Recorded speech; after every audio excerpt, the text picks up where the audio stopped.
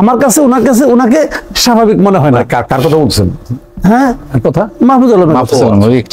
আমি ওনাকে মনে করি উনি স্থির বুদ্ধি সম্পন্ন সুস্থির কোন ব্যক্তিত্ব, এটা আমার কাছে মনে হয় না। উনি এলোমেলো লোক একটা, যেহেতু উপদেষ্টা হয়ে গেছে এর চেয়ে কঠিন শব্দ আর ব্যবহার করতে চাচ্ছি না। ওনার আলাপ বাদ রাখি আমরা, না ওনার আলাপ করতে আমি আর স্বাচ্ছন্দ্য বোধ করি না। ইতিমধ্যে যে সুনাম অথবা যে নাম, আমি সুনামের নামের আগে সু অথবা দু দিতে চাই না, ওনারা এরই মধ্যে যে নাম অর্জন করেছেন, এই নামের কারণেই দেখবেন কত কিছু হয়ে গেছে। একটা ভালো কাজের সঙ্গে একটা ভালো কাজের সঙ্গে সামাজিক যে সমস্ত কর্মকাণ্ড দেশে এখন চলে, সামাজিক ভাবে একটা ভালো কাজের সঙ্গে তাদের একজন লোকের নাম আপনি দেখান তোরে ভাই, ওই ধমক আর হুঙ্কার দেওয়া ছাড়া। ওরা তো সময় ক্ষেপণ করতে যাচ্ছে। আমি যদি বলি এটা, ওরা চাচ্ছে সময় ক্ষেপণ। কি কারণে সময় ক্ষেপণ করতে চায়? ভাই ক্ষমতার চেয়ার বড় আরামদায়ক, চেয়ারে বসে গেছে বিনা পরিশ্রমে। গঠন করা হলো আগের আইনে, আবার সংস্কার কমিশনের রিপোর্টের জন্য অপেক্ষা করছেন। একই অবস্থা দুর্নীতি দমন কমিশনও। সরকারের এরকম বেশ কিছু কার্যক্রমে এক ধরনের ভাবনার সাথে অসঙ্গতি, এক ধরনের আসলে বলি কি আপনাকে, এদের না কোনো দীর্ঘমেয়াদী কোনো সুনির্দিষ্ট কোনো পরিকল্পনা নাই আমার বিবেচনায়। এই ইউনূস সরকার যেটা আছে, অন্তর্বর্তীকালীন সরকার, এটা একটা দুর্বল সরকার। আমি কিন্তু অসৎ বলছি না, করাপ্ট বলছি না, কিন্তু আমি দুর্বল বলছি। দুর্বলটা কি কারণে? এরা ওয়েট করে, যে কোনো একটা কথা বলতে যায় না, বলতে চায় কিন্তু বলে না, অস্পষ্ট একটা কথা বলে দেখে যে কোন দিক থেকে কি চাপ আসে, যে চাপটাকে একটু ভয় পায় সেই চাপের মতো করে। তাদের যে নিজস্ব একটা প্ল্যানিং থাকবে, এই প্ল্যানিংটা তাদের নাই। এবং এটা বেশিরভাগ ক্ষেত্রে আমি দেখতেছি এই কিছু নাবালক স্টুডেন্ট এদের দ্বারা পরিচালিত হচ্ছে। আমি কিন্তু এদেরকে নাবালক বলতাম না, আমি এখন বলতেছি, আগে বলতাম না। কিন্তু আগে আমি এদের সম্ভাবনা মনে করতাম, কিন্তু এরা যে সমস্ত নমুনা দেখাচ্ছে, এই নমুনা দেখানোর কারণে আমি এগুলি বলতে বাধ্য হচ্ছি। আপনার একটি ভিডিওতে আপনি বলেছেন মাহফুজ আলমের স্ট্যাটাস, ওইটা ওনাকে আমি বুঝি না, আমাকে ওনার কাছে স্বাভাবিক মনে হয় না। আমার কাছে ওনাকে স্বাভাবিক মনে হয় না। কার কথা বলছেন? হ্যাঁ, কথা মাহফুজ আলম। আমি ওনাকে মনে করি উনি স্থির বুদ্ধি সম্পন্ন সুস্থির কোন ব্যক্তিত্ব, এটা আমার কাছে মনে হয় না। উনি এলোমেলো লোক একটা, যেহেতু উপদেষ্টা হয়ে গেছে এর চেয়ে কঠিন শব্দ আর ব্যবহার করতে চাচ্ছি না। ওনার আলাপ বাদ রাখি আমরা, না ওনার আলাপ করতে আমি আর স্বাচ্ছন্দ্য বোধ করি না। কিন্তু আমার কাছে মনে হচ্ছে এরকম, আপনি জানেন প্রত্যেকটা মন্ত্রণালয়ে সচিবালয়ে যাই দেখেন, আমি যে কথাগুলো বলছি কিন্তু এমনি না, সচিবালয়ে প্রত্যেকটা মন্ত্রণালয়ের যত রকম নিয়োগ বাণিজ্য অমুক তমুক সমন্বয়করা করে, ওখানে প্রত্যেকটা মন্ত্রণালয়ে তাদের কিছু লোক আছে। ওই দিন দেখেন নাই আরেক নাবালক কি করলো, যে সাংবাদিক বললো, বাবা তুমি অনার্স পাস করে নাই। সে সাংবাদিকদের বলে আপনাদের জনপ্রশাসন সম্বন্ধে একটু লেখাপড়া করে আসা উচিত ছিল। আবার তার সঙ্গে আরেক 80 পর এক বৃদ্ধ, সে বলতেছে আপনারা তো আন্দোলন করেন, আন্দোলন তো ওরা করছে। তো আমরা কি করছি ভাই? জুলাই আগস্ট বাদ দেন, কত জুলাই আগস্ট থেকে আমরা ফাইট করতেছি, আমরা রিস্ক নিয়েছি, জি, কিন্তু আমরা দাবি করতে আসি নাই কিছু। আমরা শেষ করবো আলোচনা। ইতিমধ্যে যে সুনাম অথবা যে নাম, আমি সুনামের নামের আগে সু অথবা দু দিতে চাই না, ওনারা এরই মধ্যে যে নাম অর্জন করেছেন, এই নামের কারণেই দেখবেন কত কিছু হয়ে গেছে। একটা ভালো কাজের সঙ্গে একটা ভালো কাজের সঙ্গে সামাজিক যে সমস্ত কর্মকাণ্ড দেশে এখন চলে, সামাজিক ভাবে একটা ভালো কাজের সঙ্গে তাদের একজন লোকের নাম আপনি দেখান তোরে ভাই, ওই ধমক আর হুঙ্কার দেওয়া ছাড়া। দেখান তো আপনি আমাকে। সচিবালয়ে যারা যায় জিজ্ঞাসা করেন তো কি হয় ওখানে। আমরা কিছু খবর পাই এখন, কারা কখন কি করতেছে, কার হাতের ঘড়ির মডেল চেঞ্জ হচ্ছে আমরা জানি। আজকে সবার হাতে মোবাইল আছে, অনেক ছবি আমার কাছে চলে আসে। রোলেক্স ঘড়ি সবচেয়ে যেটা নাকি আপনার পুরোনো মডেল, সেটারও দাম কত তাও জানি। কাজেই আলাপ করে করবো এক সময়। আপনার কাছে আবার আসবো। সাইফুল পর্যায়ের নেতা কর্মীদের মুখেই নির্বাচনকেই তারা অগ্রাধিকার দিচ্ছে।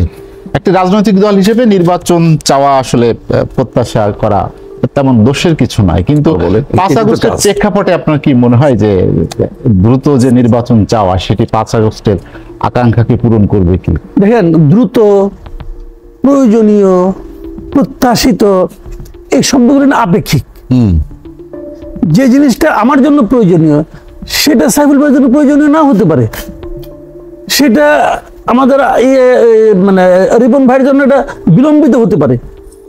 এখন কার কতটুকু ধৈর্য, কার কতটুকু আকাঙ্ক্ষা, কার কতটুকু আতঙ্ক, এই কিছুর উপর কিন্তু ডিপেন্ড করে। যেমন ধরেন ডক্টর ইউনূস সাহেব বলছেন যে প্রয়োজনীয় করতে হবে। এখন কেউ যদি ডক্টর ইউনূসের যে সংস্কারের যে ক্যাপাবিলিটি, অ্যাবিলিটি, যদি এইটা নিয়ে কেউ সন্দেহ করে, তার জন্য কিন্তু এই সময়টা আতঙ্কিত, সে আতঙ্কে থাকবে। এরা কি না কি করে ফেলায়, সে কি পারবে, সে কি পারবে না, এটা কিন্তু একটা বিষয় আছে ভাই। এখন উনি কাদের নিয়ে করতেছেন কাজটা, আমি আপনাকে একটা সিম্পল জিনিসটা বলি, যে আপনি আমাকে, আমি ধরেন চট্টগ্রাম যাব এখান থেকে, ঢাকা থেকে, তো আপনি আমাকে ঠেলে ঠেলে একটা সুন্দর গাড়িতে উঠাই দিলেন, তাহলে কি আমার চট্টগ্রাম যাওয়াটা কনফার্ম হয়ে গেল ভাই? হইতে গেল না। ড্রাইভারটা কে? আপনি উঠাই দিলেন, আমি যদি দেখি ড্রাইভার আপনার চাস্তো ভাই, তারা আপনি উঠাই দিচ্ছেন। এখন সে গাড়ি চালাতে পারবে কি পারবে না, অথবা তার কি লং ড্রাইভে যাওয়ার এক্সপিরিয়েন্স আছে কি নাই, অথবা সে কি এতক্ষণ ধরে গাড়িতে বসে থাকতে পারবে কি পারবে না, এইগুলি, এই সমস্ত তার যোগ্যতা আমি বিচার করবো না যাত্রী হিসেবে, আমি বিচার করব। আমি দেখবো আগে সে কি করছে। আমি একটু আলাপ করলাম, ভাইয়ের কি অবস্থা, কই গিয়ে তো আগে এতদিন টেম্পো চালাইছি, কেউ একজন বললো আমার একদিন গাড়ি ধরে আমি স্বস্তি বোধ করবো ভাই, করবো না তো। তো আপনি সংস্কার করতেছেন, ভালো কথা, অতি উত্তম। আপনার সংস্কার কমিটিগুলিতে কারা কারা আছে ভাই? এই লোকগুলি, এই ছোট দেশ, সবাইকে চিনি, সবাইকে চিনি। যাদের নিয়ে আপনি সংস্কার করতেছেন, যাদের আপনি সংস্কারের দায়িত্ব দিচ্ছেন, এই লোকগুলি কারা? তারা কি টেম্পু চালক, নাকি তারা লং রুটে গাড়ি চালানো অভ্যস্ত আপনাদের আছে? আমার যেটা বুঝতে হবে ভাই, আপনি কার সঙ্গে আলাপ করে বসাইছেন। শুরু থেকে আমি বলতেছি কথাটা, যে যোগ্য লোকের দেশের অভাব আছে নাই তো। আপনি বিদেশি লোকের এনে বসাইছেন, তুমি সংস্কার করো। বিদেশি প্রেসক্রিপশন আমি নিবো কেন? আমি নেবো না তো, আমি তো নেবো না। ডক্টর ইউনূস নিতে পারে, ডক্টর ইউনূস কিন্তু যায় আসে না, উনি দেশে থাকেও না, মাঝে মাঝে দেশে বেড়াইতে আসে, আমি তো নেবো না। গণমাধ্যম যাকে দিচ্ছে দায়িত্ব, সে তো এই দেশে থাকে না, সে তো থাকে, লন্ডন থাকে। লন্ডনে গণমাধ্যমে থিওরি আমার চলতো না ভাই। উনি আমাদের সাংবাদিকও বুঝে কিনা সন্দেহ আছে, আমার সন্দেহ উনি আমাদের সাংবাদিকতা যারা পাঠক তাদেরও বুঝে না। উনি খুশিতে লাভ মেরে চলে আসছে, ঠিক না? এগুলো সংস্কার করতেছে সংবিধান, উনি তো সংবিধান বিশেষজ্ঞই না, দিল কেন? আমাদের সংবিধান বিশেষজ্ঞ নাই, ডক্টর ইউনূসের চোখে পড়ে নাই। কেন পড়ে নাই? ওনার এক ধরনের বিদেশ প্রেম আছে। উনি আমার দেশের লোকগুলিকে, চাষা বসা লোকগুলিকে, এগুলিকে খ্যাত মনে করে। আপনি দেখবেন ওনার যত প্রেস, যত লোক আছে সব ইংরেজি পত্রিকার, সব ইংরেজি পত্রিকা। দেখেন আপনি হাতে দেখেন, বাংলাদেশের সাংবাদিক মানুষ মানে বাংলা এই এদিকে সে ওরকম মনে করে না তো ভাই, মুখে যত মিষ্টি মিষ্টি আলাপি করুক, দিস রিয়েলিটি। আমি এগুলো আমার উপলব্ধি থেকে বলছি, আমার সঙ্গে বসুক না, আমি আলাপ করি ওনার সঙ্গে, বসুক আমার সঙ্গে, আমি বুঝে দিই। কেন বললাম দিনাজপুরে এই ওনার প্রত্যাশিত সংস্কার, এটা নিয়ে আমার প্রচন্ড ভয় আছে। নির্বাচন আয়োজন নিয়ে সংস্কার ছিল কি, সংস্কার কমিটিগুলোতে একজন করে পলিটিক্যাল পার্টির প্রতিনিধিদের নেওয়া, সময় বাঁচত। ওরা তো সময় ক্ষেপণ করতে যাচ্ছে। আমি যদি বলি এটা, ওরা চাচ্ছে সময় ক্ষেপণ। কি কারণে সময় ক্ষেপণ করতে চায় ভাই? ক্ষমতার চেয়ার বড় আরামদায়ক, বড় আরামদায়ক চেয়ারে বসে গেছে বিনা পরিশ্রমে। আপনি আমাকে একটা কথা বলেন, এই যে বলে না এটা নাকি গণ আন্দোলনের সরকার, হ্যাঁ সরকার বলে তো, আপনি আমাকে বলুন তো, এই গণ আন্দোলন চলার সময় ধরা যাক অগাস্টের 2 তারিখে যদি বলা হইতো তোমরা যে আন্দোলন করতেছো, এই আন্দোলন যদি সফল হয় তাহলে দেশের স্বাস্থ্যমন্ত্রী হবে নূরজাহান বেগম, বলাবন কি ধরে পিটাই ধরে, এবারে নূরজাহান বেগম কে রে? তাহলে স্বাস্থ্যমন্ত্রী বানানোর জন্য আমি কি আন্দোলন করতেছি? বলেন আপনি কে? বাংলাদেশের স্বাস্থ্য ব্যবস্থার সঙ্গে নূরজাহান বেগমের নাম, ওনার বয়স এখন কত হয়েছে আমি জানি না, 60-এর উপরে বটেই, ওনার কি ভূমিকা আছে এই 60 বছরে বলুন তো, একদিনের জন্য? আমি যদি বলি এই একটা নির্বাচনের মাধ্যমে ডক্টর ইউনূস ওনার যোগ্যতার কি কি যোগ্যতা ওনার আছে দেশ চালানোর, সেটা উনি প্রমাণ করছেন। আমি যদি বলি, এবং ওনার এই প্রমাণ আমি চূড়ান্ত রকম হতাশ হয়ে গেছি ওনার যোগ্যতা নিয়েই। উনি গ্রামীণ ব্যাংকে ছিলেন, দেখিয়েছে তার সঙ্গে স্বাস্থ্যের কি সম্পর্ক, এবং উনি কি করতেছেন বলেন, আপনি কি করতেছেন? উনি নিজে বলুক না যে আমি স্বাস্থ্য মন্ত্রণালয়ে বিরাট কাজ করছি, উনি বলুক, কোনো আত্মবিশ্বাস থাকলে বলুক, বসুক আমার সঙ্গে আলাপ করি। ভাই এগুলি করেন না। আমরা শুনেন, আমি বললাম তো, আমরা এই দেশের মানুষ এই সরকারকে অত্যন্ত ভালোবাসি বইলা আমরা প্রাণপণে চেষ্টা করতেছি যে এই সরকার যেন সম্মান নিয়ে বিদায় নিতে পারে। ওনাদের এটা বোঝা উচিত যে আমাদের সম্মান নিয়ে বিদায় নিতে হবে। বাংলাদেশে এর আগে কোনো একটা সরকার আসে নাই যে সরকার এত বেশি সমর্থন দেশের সাধারণ মানুষ, দেশের সকল রাজনৈতিক দলের কাছ থেকে পেয়েছে, আসে নাই। এইটা এসেছে। এই সমর্থনের বোঝা বহন করার মতো ক্ষমতা এই সরকার আছে কিনা, এটা নিয়ে আমার সন্দেহ আছে। হাসিনাকে ফেরত চাওয়া হয়েছে, দিল্লির কাছে চিঠি দেওয়া হয়েছে। আজ পররাষ্ট্র মন্ত্রণালয়ের মুখপাত্র বলেছেন যে যদি দিল্লি তা উত্তর না দেয় তাহলে তারা আর একটা তাগাদা পত্র দিবে। দিল্লির উত্তর না দেওয়ার কোনো সম্ভাবনা আছে কিনা, সাংবাদিক হিসেবে আপনার কি মনে হয়? দেখেন, প্রশ্ন কয়েকটা, যে আপনারা যে কথাগুলি আপনি বললেন, একটা গোষ্ঠীর সম্পর্কে যে অ্যাডজেক্টিভ যোগ করলেন, যে এই আন্দোলনের মূল স্টেক হোল্ডার, তারপরে এই সরকারের আপনার নিয়োগকর্তা, এই দুটো বক্তব্যের সঙ্গেই তো আমি একমত না, একদমই একমত না। এটা হলো কি, এই যে কাজল রেখার গল্প শুনছেন? কাজল রেখা রাজকন্যা ছিল, তো ওই তাকে বনবাসে পাঠানো হয়েছিল। সুচ কুমার ছিল একজন, তার রাজার সারা শরীরে সুচ ছিল, তো সে বলা হয়েছিল এই সারা শরীরে সুচ যদি উঠায় তারপর তার সঙ্গে তার বিয়ে হবে। তো সে একটা করে দীর্ঘদিন সাধনা করে সারা শরীরে সুই উঠাইছে। ধরো চোখের দুইটা সুই উঠানোর আগে ভাবলো এত কষ্ট করে তুলছি, এখন যদি রাজা চোখ মিলে আমাকে দেখে আমি এত ক্লান্ত, বরং আমি গোসলটা করে আসি। সে গোসল করতে যায়, ওখানে সে কাকন দিয়ে একটা দাসী কিনে, কাকন দাসী, তাকে বলে তুমি যে ওখানে বসো, আমি আসতেছি, তাকে সব কাহিনী বলে। ওই কাকন দাসী যে দুইটা সুচ তোলার পর রাজপুত্র তাকাই দেখে সামনে একজন লোক, তখন সে কাকন দাসী বলে আমি তোমার একটু করছি, তুমি আমার বিয়ে করো। তো বিয়ে হয়ে গেছে ভাই। শেষ পর্যন্ত ওই বিয়ার পরিণতি কি হয়েছিল যারা ওই কাহিনী পড়ছে তারা জানে। কাজেই চোখের দুইটা সুচ কে তুললো তার উপর নির্ভর করে না সারা শরীরের সুচ কে তুলছে। কাজেই এগুলি ভাই অনেক ইতিহাস আছে, অনেক কিছু আছে, তাই না? এত বড় একটা স্বৈরাচার আপনার 1 মাসের আন্দোলনে শেষ হয়ে গেল? নো। একটা পানিকে যদি আপনি তাপ দেন, 10 মিনিট তাপ দেওয়ার পর বাষ্প হয়, বাষ্প হওয়ার আগ মুহূর্ত পর্যন্ত কিন্তু তাপ এখানে জমতে থাকে।